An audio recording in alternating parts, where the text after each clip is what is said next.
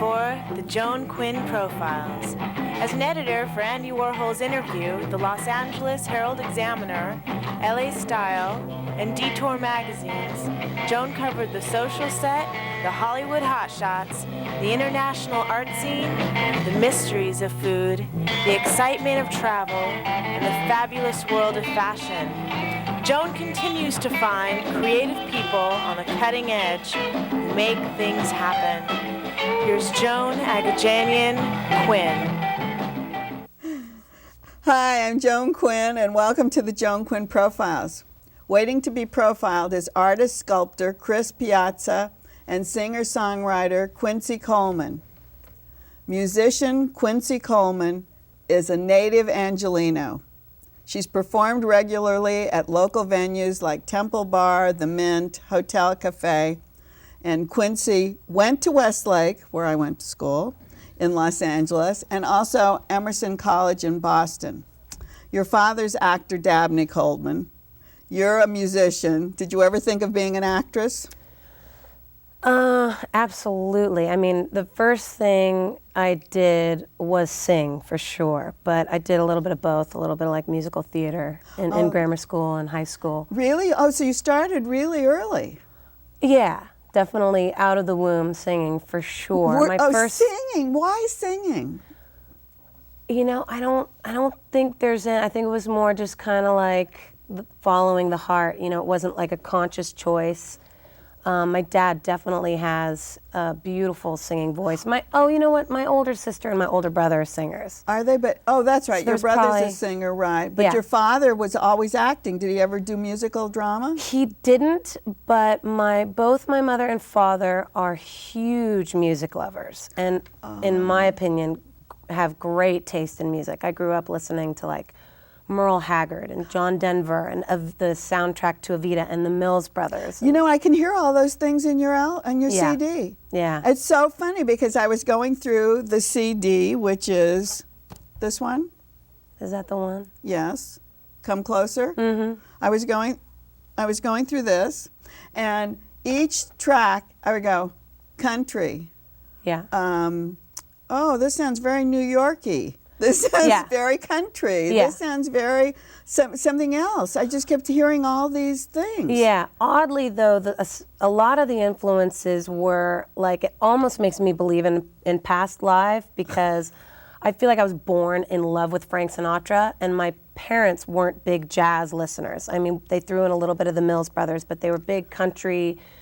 Cabaret is very incorporated in the record. That, yeah. But jazz is something that I sort of discovered on my own. And funny story, actually, when I was like 14 years old, when all of my friends were listening to like pop music and everything, I was looking for jazz on the radio dial, looking for jazz. What I knew in my heart was jazz music.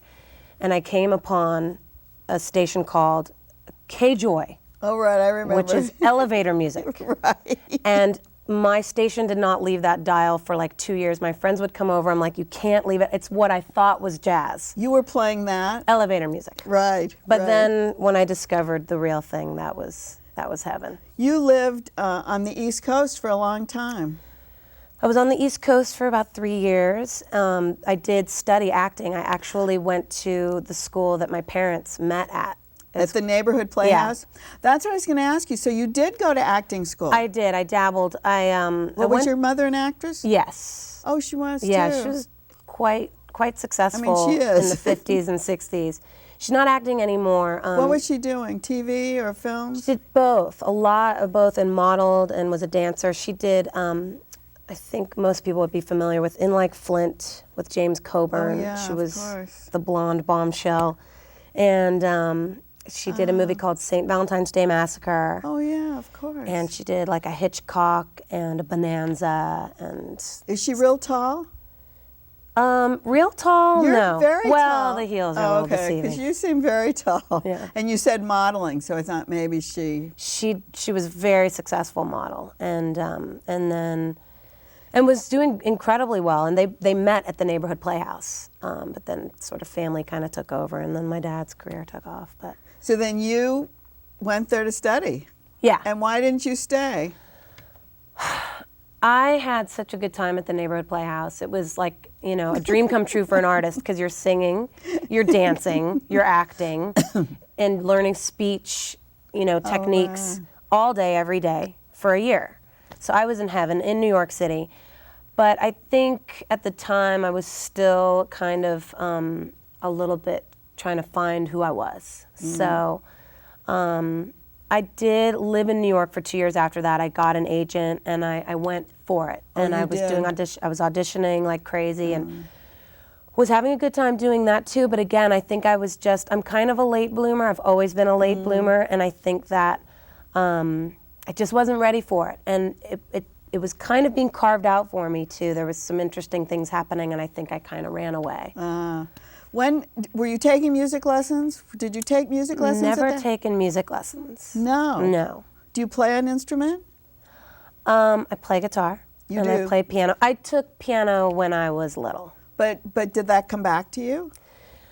Yeah, like I said, my older brother and my older sister are both musicians, so I think that, you know, I used to always say I never had a hero or an idol or anything, and I recently realized that I had such powerful, strong role models growing up. It's almost wants to make me cry. This was a very recent realization, because I've always been kind of intrigued by myself not having an idol. Right. And I was like, I think the reason being is that my family, I looked up to them. I wanted to be funny like my dad. I wanted to be beautiful like my mom. I wanted to be, you know, Smart, talented and sing like my sister and my brother. So they were the ones that really kind of, I just kept saying, I want to do that. I want to do that. So did a big break come for you in music? Was there a turning point that really made you know that you were going to be singing? I think literally it was just the straw that broke the camel's back. One last person said, you should really do this, because I'd always sung, like I said, and I'd sort of played the guitar for my own little entertainment and my friends, but I never thought of, I think I fantasized. I've always thought I'd be a performer and share myself with the world somehow, but I guess I was a little bit in the shadow of brother and sister too, of just like, that's the spotlight's for them, you know, and a little bit apprehensive to kind of grab it, but I did. And that moment was really clear. I made a conscious decision and decided to open every door I possibly could. So that was a turning point. Yeah. You made your own turning point. No question. And I said, and at that time, my first record. Is this the first record? Yeah. And my songs come kind of like a record at a time. What is this? That's called Also Known as Mary. Oh, Also Known as Mary, Yeah. right. Who produced this? A guy named Andrew Bush at Grandma's Warehouse. And what in does it Echo mean? Park. Also known as Mary. That is, that's my birth name. Oh, Yeah. So you're not Quincy Dog. Well, Q Dog. Q Dog. My name in the womb was Yes. Quincy, so I didn't just pick this flashy, crazy name. Oh, so they Also were going to Known- name me Quincy because they thought I was going to be a boy. I see. And then so, when I was born, So Also Known as Mary was your name. Mary was my name. So Yeah. what kind of songs are on this? That is sort of my more pop influences, a little bit more like Radiohead and Coldplay and Peter Gabriel and Daniel Lanois, very textural and very produced. My second record has much more of a live feeling, like you're in the room. Yeah. Come closer. And was it produced by the same person? No. Oh, so what happens with Whole that? different cast of people, except the same bass player played on both records. And how did you decide to change so completely? And how can you sing so differently? I guess they sort of address the two sides of my personality. The first record, Also Known as Mary, is very like introspective and self-analytical and realizing who I am and peeling the layers of the onion. The second record is more fun. It's just straight up more fun. I see. And I get. It sounds like you let loose a little Yeah, bit. absolutely. Do you play on it? Yeah, I do play play on acoustic it. guitar. And then do you write Yeah. the music? Absolutely. So where are those influences from? Like I said, on the first record, it was very much just about asking myself who I was. Oh, so it was that- very internal. It was so that- really, really intense. Very intense. Did you write all the songs on Oh, the yeah. song? Oh, you did? The record that I'm releasing May 9th Yeah. is, 3 of the songs were co-produced. I see. I mean, co-written, rather. Co-written. But the rest I wrote myself, and they were just about being more flirty and a little bit more sassy with similar subject matter of like love and pain and whatever, but just having a little more fun of a spin on it. The work that you've done has been featured in TV and film and Crash. Yeah. What was that?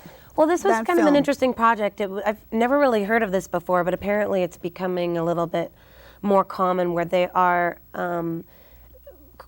putting together a compilation of songs inspired by a film. And it's connected to the film, but they weren't directly in the film. Oh, I see, really? It's kind of interesting. It's like a chapter 2 of the music.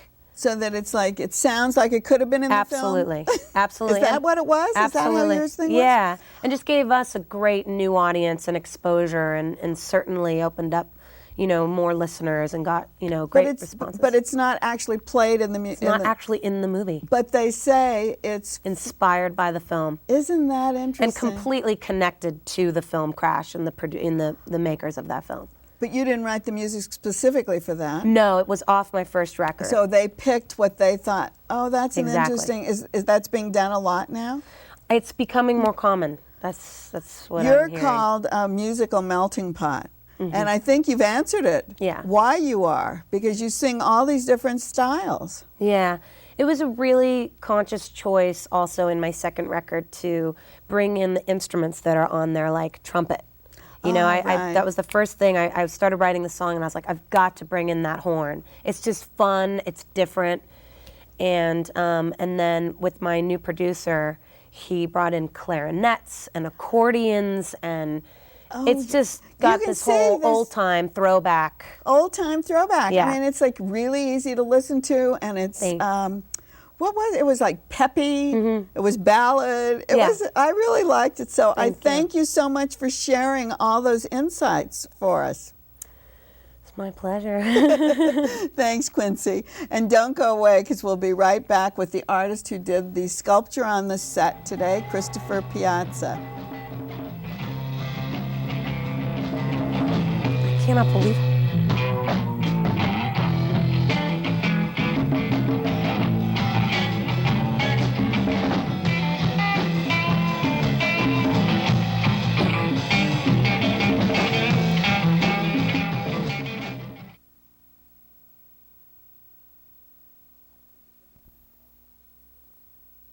Back to the Joan Quinn profile. I'm with Chris Piazza. Chris was born and raised in Philadelphia, Pennsylvania. He earned a Bachelor of Fine Arts in Sculpture from Tyler School of Art at Temple University, and he has a Master of Fine Arts in Sculpture from Rutgers University in New Jersey. Chris has shown his work in galleries across the United States, but his greatest love is his foundry. When you got out of school, did you intend to be a sculptor? That was the plan. Wound up being a bit of a rough carpenter for a guy who was a photographer for the Philadelphia Museum of Art. Oh. Just for a few years. Well, so you few worked months. at the museum? Occasionally. Yeah. He had a huge studio downtown in Philly. And then a job opportunity came out here in '86, and they hired me, and I've been here ever since. Hired you to do what? Just be a foundry guy. Is that right? Yeah. But you were doing your own work Yeah. along the way. Where were you doing that? Sorry. Tyler had a beautiful foundry, and I still had access to that. Rutgers didn't have a foundry. So which is everything crazy. you did was cast. You Pretty wanted much. to cast everything. Yeah. I see. I like bronze. It's a real. The process is amazing. It takes forever, but the results are wonderful, I think. And then do you have to be an artist to be a foundry guy? I think it helps. It really helps a lot. A lot of people I work with credit me with helping them get better quality work, not just necessarily bronzes, but In the what? art. In the finish? In the or- finish, assembling a piece. A lot of we did a huge tree for Sam Messer that went to Jonathan Foer, the writer, and None of this existed before we cast it. We all sort of just cast sections of it and then put it together and built it as we went along. How big was it? It was about 7 or 8 feet tall. It was, but how heavy? I don't know if we ever weighed it. It was pretty heavy. But this material is very heavy. I mean, you have these self-portraits on here, and I can't even lift them. They're so heavy. Is it because they're solid? Some of them are solid, which sometimes is a mistake in the casting, but you can live with that, as long as you can pick it up. But do you go for a hollow? Yeah. That's what the idea is? The idea is basically to have a consistent wax thickness, which is about 1/4 of an inch. Uh-huh. Oh, that should be your... That's a good casting. So what other material did you work in as a sculptor? Anything else? Rubber. When I got out of graduate school, I didn't have a foundry to work at, so I did a lot of things just casting rubber. Which How is do you kind do of that? Well, you make a rubber. You carve a sculpture out of. Well, this guy, for example, I carved him out of just clay, and then made a rubber mold of it, and then poured rubber into the rubber mold. So there was a whole series of these rubber pigs that, unfortunately, I used a poor quality rubber, so they all sort of disintegrated. So they were made out of rubber. Yeah, they were made out of rubber. What? Where did you do it? Could you just? In my basement. Could you do it like that? yeah. You didn't need a foundry. No, that was the idea. I didn't need a foundry. It's hollow on. Yeah, this that's a side. bronze casting, and that's a nice casting because it's nice and thin. I see. What is this little thing coming out of our pig? It's a Z. He's asleep. You just He's asleep. So the rubber you could do yourself. Right. But then how did you find a foundry? Did you find a foundry to start casting your own things? Well, there was another reason to move out to Los Angeles, and that was a girlfriend at the time. And I hope she turned out to be a wife. she did for a little while. She may be one now. I don't know. But someone else. Yeah, someone else's. Anyway, yeah. So and I knew Foundry, and they interviewed me over the telephone, and they hired me over the telephone, basically. And so I moved out here, and one of the nice things about working there, this was the Downtown Sculptors Foundry, which has been long defunct, but we only worked 4 days a week. So Fridays, I spent the entire day just working on my stuff, which was my day off. And you could use Yeah. use the foundry Yeah, there. they encouraged But it. you needed a reputation to come to the foundry. You needed to continue your reputation. How do artists know what you can do? That's a good question. I wish we had all the people I work with here to answer that. It's basically word of mouth. Michael McMillan tells somebody else who tells somebody else, And so if they have Chuck, something, Chuck for example, Arnaldi. Chuck Arnaldi, he's very good. Chuck actually wrote a letter for me when I took over the foundry and introduced me to a lot of people. So you named the foundry, then you took over the foundry. Right. Eventually. How long did that take? Well, actually, Chuck Arnaldi took it over in 1990 and hired me. We did some huge pieces. Of his? Of his. You It have was his a studio. you have a This is small one. This is a small Chuck. You have this small one, but he did these like 6 or 10 feet tall. Yeah, they weren't the potato image. It was a series of work before that. Oh, that's right. So did you cast this? They were Yeah. sticks and Sticks, and he would create a lot. We build armatures, and then he would run plaster on them, and then we would make molds. so you and- just make them. Oh, everything is so heavy. I can't believe it. I have to start using heavier weights at the gym because I can't lift this.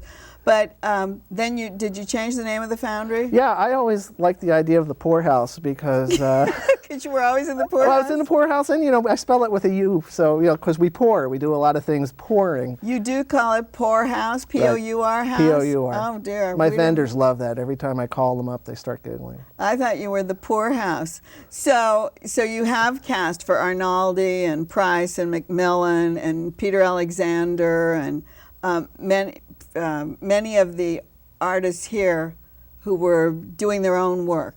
Yeah. It's been just amazing for me. And outside of Southern California artists, do you do other people? Well, Sam Messer, who lives in Southern California but actually teaches at Yale and has a gallery in Boston, I do a lot of work with him. He was doing a whole series of typewriters, which Oh yeah, those are great. they're beautiful. And we're actually in the middle of doing one that's probably 6 feet tall, I guess, like 6 by 4 feet. Is that right? Yeah. Are those commissions? Will those go in front of We're buildings? sort of or- building. Well, actually, one a producer for The Simpsons actually commissioned one. So we're going to be doing 2, and Sam's And then going to how see does the other one goes. how does he sign it? Do artists have to sign their? Sam signs it in the wax. Actually, he uses I see. Yeah, he takes a piece of wax and bends his name, so it's a positive shape. Other people will, I see. grind So into the I wax. see. It all depends how you want. But they do sign the wax. Yeah. So, some of them, Macmillan, Michael likes to come down and sign the bronzes. So here's Michael's Right. piece. This is Michael's piece, and probably signed on the back. Is it? And then show him what a suitcase. It's a suitcase. This was actually a maquette for a larger piece. There's a little peephole here that he was going to be building, like a shadow box in there. What was your most difficult job? The most difficult casting I had, I wish I could remember the woman's name. I think it's Effie Young, and I apologize if it's not Effie Young. But she had her daughter's dress that she embedded with roses. And we cast that. It was a challenge. And so each rose petal, It came out fine. how big was it? It was, Was the it size just like of, a regular I don't know, dress? yeah, like a size 4 maybe, I don't know. Was it like hanging on a hanger? Yeah, it was more three-dimensional than that. She must have somehow or another got it to starched it or something, because it held a definite sculptural shape, and then she just covered the thing with roses. So if I gave you this and I said, I just love these flowers, is this something that you would do? It's a possibility. Really? It's a possibility. I never thought about that. I always thought about it as being something that an artist had to do and give you a piece of work and have it I cast. used to work with an artist, Simon Toporowski, who did the crucifix at the new cathedral, and we did a lot of, that's called direct casting of agave plants and Oh, is stuff that like what that. happens? So you just take the... Yeah, you just use that as a wax. Michael Macmillan's work, a lot of balsa wood construction, and rather than him building it out of another material, we can just cast the wax or the balsa wood directly. Tell us about these. This looks like it's screws. Yeah, a lot of these, actually These are all three, self-portraits. everything here actually is sort of a self-portrait, but these are very, direct Direct Direct portraits of me, Your and head, right. just this one is great. just trying to, that one I'm just, sort of trying to keep my head together, and this one was one where I broke it and put it all back together, and this guy's just sort of like avoiding everything, and he's just wrapped up in bubble wrap and, just waiting for things to stop, I And guess. the other one? Well, this one, He pulled the I don't sack know over your face. this one and this one are sort of political comments about the political situation. Is it recent? Yeah, these are actually very recent. Okay, so the state is, what is the state? Well, The navel it's state. actually a cast of my belly, and kind It's of. your own belly? It's my own belly. Had to put on a lot of weight just to do the piece. It's but kind of small.